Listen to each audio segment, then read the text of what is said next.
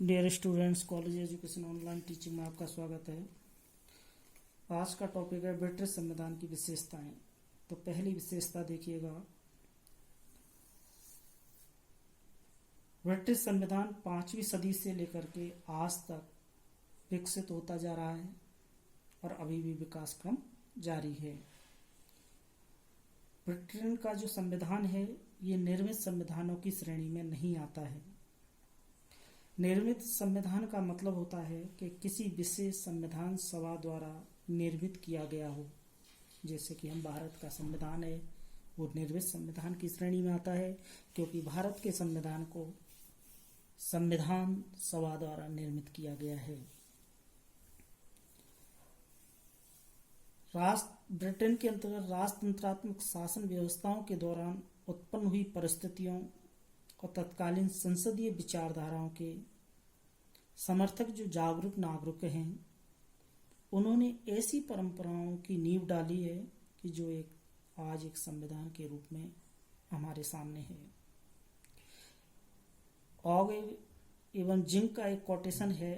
इन्होंने कहा है कि यह संविधान केवल हजारों वर्ष पुरानी इतिहास के घटना चक्रों और विकसित हुए आचरण के माध्यम से ही समझा जा सकता है। तो इस प्रकार स्पष्ट है कि ब्रिटेन का जो संविधान है वह विकसित संविधान है, निर्मित संविधान नहीं है।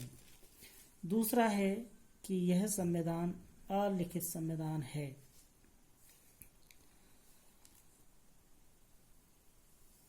ब्रिटिश संविधान किसी दस्तावेज या पुस्तक के रूप में लिखा हुआ नहीं है, फिर भी संविधान का अस्तित्व ब्रिटेन में माना जाता है।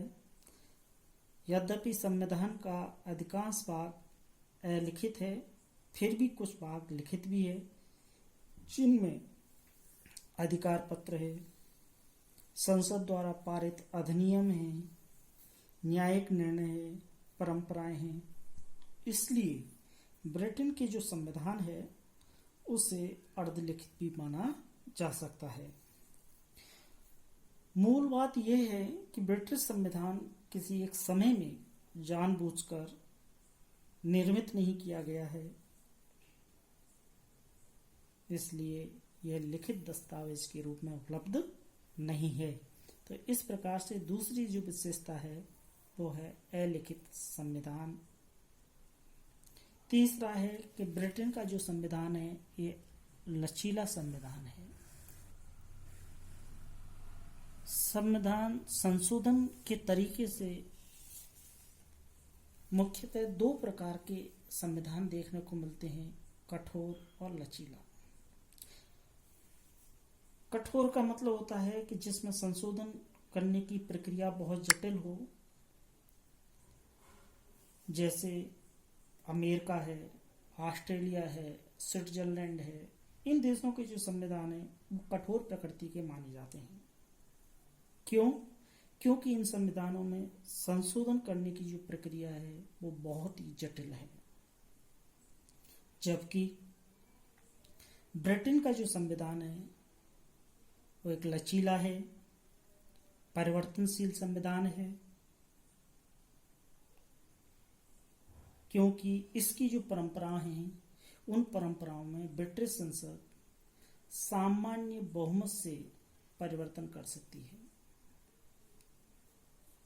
ब्रिटेन में सामान्य कानून और संवैधानिक कानून में कोई अंतर नहीं किया जाता है। सामान्य रूप से ब्रिटेन में यह परंपरा है कि जब तक आम चुनाव के द्वारा किसी विषय पर जन सहमति न हो जाए तब तक संविधान संशोधन नहीं किया जाता है। तो सामान्यतः अन्य देशों से जब हम तुलना करते हैं तो देखते हैं कि ब्रिटेन का संविधान है वो कठोर न होकर के लचीला संविधान है। इसके बाद में अगली विशेषता है कि सिद्धांत और व्यवहार में अंतर।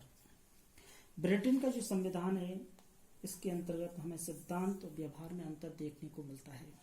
जैसा कि मुनरो ने कहा है कि ब्रिटिश संविधान की एक अद्भुत विशेषता है कि यह जैसा दिखता है वैसा है नहीं और जैसा है वैसा दिखता नहीं है। तो अब देखते हैं कि सिद्धांत तो व्यवहार में अंतर है वो ब्रिटेन के संविधान में किस प्रकार से हमको देखने को मिलता है। तो नंबर 1 देखिए, सैद्धांतिक रूप से अगर देखा जाए, सैद्धांतिक रूप से देखा जाए तो ब्रिटेन में राजतंत्र है जहां सम्राट के पास समस्त शक्तियां होती हैं, लेकिन व्यवहार में यहाँ लोकतंत्र है, संसदीय व्यवस्था भी है। तो इस प्रकार से हम देखते हैं कि ये सिद्धांत और व्यवहार का अंतर है वो यहाँ देखने को मिलता है। द्वितीय, सैद्धांतिक रूप से देखा जाए तो ब्रिटेन के अंतर्गत शासन के अंगों के मध्य शक्ति पृथक्करण नियम प्रचलित है। यानी शक्ति पृथक्करण का मतलब है कि शासन की शक्तियां हैं वो सभी में स्पष्ट रूप से विभाजित हैं, लेकिन व्यवहार में देखा जाए तो वहां समस्त शक्तियां संसद में केंद्रीकृत दिखाई देती हैं। तो इस प्रकार से सिद्धांत व्यवहार का दूसरा बिंदु है कि सैद्धांतिक रूप से शासन के अंगों के में शक्ति पृथक्करण है, लेकिन समस्त शक्तियां हैं वो संसद के हाथों में निहित हैं।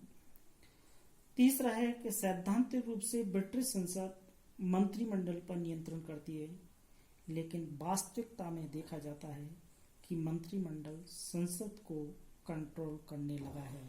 तो इस प्रकार से हम देखते हैं कि ब्रिटेन का जो संविधान है उसमें सिद्धांत और व्यवहार में भी अंतर पाया जाता है। Thank you.